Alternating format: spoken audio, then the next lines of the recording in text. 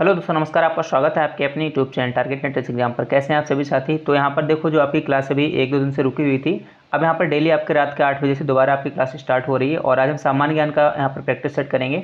इसमें आपके 50 क्वेश्चन होंगे जो मिक्स क्वेश्चन होंगे और बहुत ही इंपॉर्टेंट क्वेश्चन है आपकी परीक्षा के लिए। तो इनको आप देखना, इनको मैंने अरेंथ की बुक से जो है लिया हुआ है। और बाकी यहाँ पर आपको जानकारी वगैरह सब कुछ अपडेट्स हम दे ही रहे हैं, तो आप चैनल को सब्सक्राइब करके भी रखिएगा। हम आपके साथ हैं आपके पूरे बीएड के 2 साल के सफ़र में, ठीक है। जो भी ज़रूरत होगी यहाँ पर हम आपकी पूरी यहाँ पर सहायता करेंगे। तो यहाँ पर चलिए क्वेश्चन को स्टार्ट कर लेते हैं फटाफट से। और आप सभी लोग जो कमेंट बॉक्स में इसके आंसर दीजिएगा। मैं कमेंट बॉक्स में आपके साथ हूँ। बाकी लाइव क्लास भी जो रीजनिंग की आपकी रुकी हुई है, वो भी आपकी हम 1-2 दिन में स्टार्ट कर देंगे। तो यहाँ पर सबसे पहला क्वेश्चन है आपका, डॉक्टर सी.वी. रमन को किस विषय में नोबेल पुरस्कार मिला। सबको पता है कि डॉक्टर सी.वी. रमन जी को जो है नोबेल पुरस्कार मिला है, और किस क्षेत्र में मिला वो आपसे यहाँ पर पूछा गया, ठीक है। ये इनको जो नोबेल पुरस्कार मिला था 10 दिसंबर 1930 को मिला था, ठीक। सबको पता है कि भाई ये भौतिकी के क्षेत्र में इनको मिला था, यानी फर्स्ट का ऑप्शन आपका सी जो है बिल्कुल सही हो जाएगा। यहाँ पर क्वेश्चन नंबर आपका सेकंड है, विश्व तंबाकू रोधी दिवस कब मनाया जाता है। 30 सितंबर, 20 अगस्त, 12 जून या फिर 31 मई। कमेंट बॉक्स में सभी लोग आंसर दीजिएगा।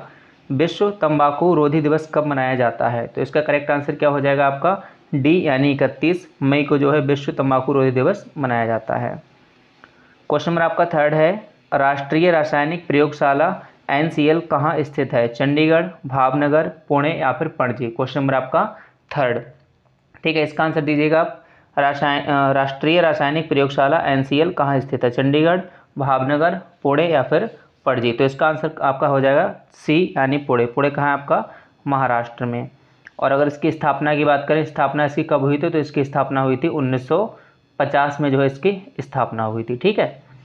अब यहाँ पर क्वेश्चन नंबर आपका जो है फोर्थ है, पहला दक्षिण यानी सार्क सम्मेलन कहाँ आयोजित किया गया था। काठमांडू, कोलंबो, नई दिल्ली या ढाका। देखो जो करंट अफेयर्स है, ठीक है, करंट अफेयर्स से भी आपको क्वेश्चन आएंगे 5 से 6, तो आप करंट अफेयर्स भी थोड़ा सा तैयार करिएगा। बाकी हम भी कोशिश करेंगे करंट अफेयर्स के कुछ आपको कंबाइन क्वेश्चन जो है यहाँ पर करा देंगे 5-6 क्लास में, उससे आपका पूरा कवर हो जाएगा।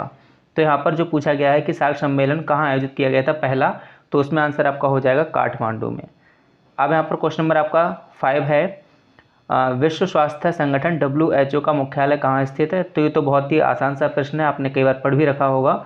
न्यूयॉर्क में, पेरिस में, जेनेवा में या फिर हेग में। तो इसका आंसर हो जाएगा आपका जेनेवा, यानी ऑप्शन सी बिल्कुल करेक्ट हो जाएगा।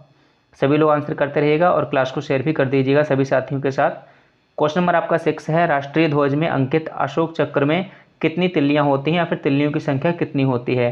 तो ये भाई सबको पता होगा आराम से, ठीक है। डी आंसर हो जाएगा आपका 24। और ऐसे क्वेश्चन पहले आते थे, अब थोड़े से हार्ड क्वेश्चन आते हैं जिनकी हम प्रैक्टिस कर ही रहे हैं, लेकिन फिर भी मैंने सोचा एक बार आपको शुरू से सारी प्रैक्टिस करा देते हैं। अब यहाँ पर क्वेश्चन नंबर आपका 7 है, इंडियन इंस्टीट्यूट ऑफ साइंस कहाँ पर स्थित है। नई दिल्ली, चेन्नई, खड़गपुर या फिर बेंगलुरु। तो इसका करेक्ट आंसर क्या हो जाएगा आपका बेंगलुरु, यानी ऑप्शन डी आपका करेक्ट हो जाएगा।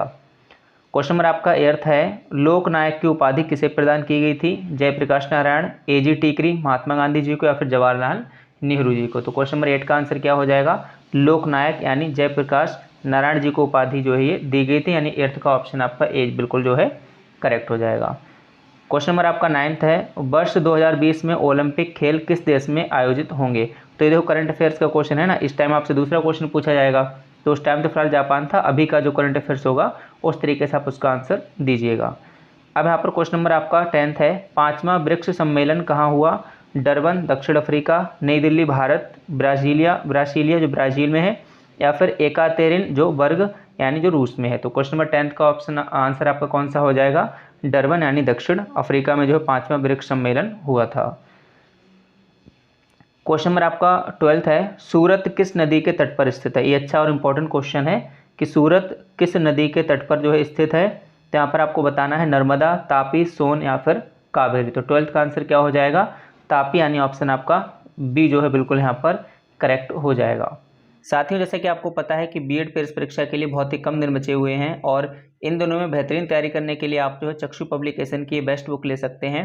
यहाँ पर ये संपूर्ण आपकी स्टडी गाइड बुक है। इसके साथ यहाँ पर आपको 15 प्रैक्टिस सेट्स प्लस प्रीवियस 8 साल के आपको पेपर भी मिल जाएंगे, और इसके साथ यहाँ पर 3900 प्लस आपको क्वेश्चंस देखने को मिलते हैं। तो यहाँ पर आपके सामान्य ज्ञान, हिंदी, कला वर्ग और आपका रीजनिंग, आपको चारों सब्जेक्ट देखने को मिल जाएंगे। थ्योरेटिकल प्लस आपको ऑब्जेक्टिव, दोनों टाइप से आपके क्वेश्चन दिए हैं। और सभी क्वेश्चंस का आपको जो संपूर्ण व्याख्या सहित आप देख सकते हैं, यहाँ पर हल भी दिया गया है जो कि आपके लिए बहुत ही हेल्पफुल रहेगा। इसके साथ ही यहाँ पर कॉम्बो पैक भी इनका है। तो इन सभी बुक्स को लेने के लिए आप लोग जो है नीचे दिए गए डिस्क्रिप्शन बॉक्स को चेक करिएगा, वहाँ पर लिंक दी गई है और वहाँ पर व्हाट्सअप नंबर भी इनके दिए गए, तो वहाँ पर आप व्हाट्सअप नंबर पर भी कॉन्टैक्ट करके इनको ले सकते हैं। और ये रहा इनका जो है कॉम्बो पैक, जिसमें आपको प्रैक्टिस सेट प्लस पूरी एक स्टडी गाइड बुक, दोनों चीज़ें एक साथ में मिल जाएंगी, तो इनको भी आप जो है परचेज कर लीजिएगा। अब यहाँ पर क्वेश्चन नंबर आपका थर्ड है, नई शिक्षा नीति कब लागू की गई? सन 1986, सन 1992, सन 1989 या 1995। पूरे 50 क्वेश्चन करेंगे जो कि बहुत ही इंपॉर्टेंट है और ये वाली सीरीज कंटिन्यू रहेगी। कल भी आपको रात के 8 बजे यहाँ पर क्लास मिलेगी, इसमें 50 क्वेश्चन हम कराएंगे। तो नई शिक्षा नीति कब लागू की गई वो आपको बताना है, तो इसका ऑप्शन आपका हो जाएगा सन 1992। फिर यहाँ पर क्वेश्चन नंबर आपका 14 है, मानव विकास सूचकांक कौन जारी करता है? WEF, UNDP, FA या फिर UNCD, CTAD। तो क्वेश्चन नंबर 14 आप बताएंगे कि मानव विकास सूचकांक जो है कौन जारी करता है। ठीक है, तो इसका आंसर क्या हो जाएगा आपका? 14 का आंसर हो जाएगा B यानी UNDP। अगर इसके आप फुल फॉर्म जानना चाहते हैं तो यूनाइटेड नेशंस डेवलपमेंट प्रोग्राम, इसका जो है फुल फॉर्म आपकी हो जाएगी। ठीक है, अभी थोड़ा इस पर लिखना इतना मतलब पॉसिबल है नहीं, मैंने पूरा आपको समझाया हुआ है। अब यहाँ पर क्वेश्चन नंबर आपका 15 हो जाएगा, WTO की स्थापना कब हुई? सन 1945, 1948 या फिर 1994 या 1995। WTO की स्थापना कब हुई आपको यहाँ पर बताना है। अगर WTO की फुल फॉर्म बात करें तो चलिए इसको मैं लिख देता हूँ थोड़ा सा। ठीक है, यहाँ पर क्या हो जाएगा? World trade organisation. ठीक है, वर्ल्ड ट्रेड ऑर्गेनाइजेशन। ठीक है, समझ गए होंगे आप लोग।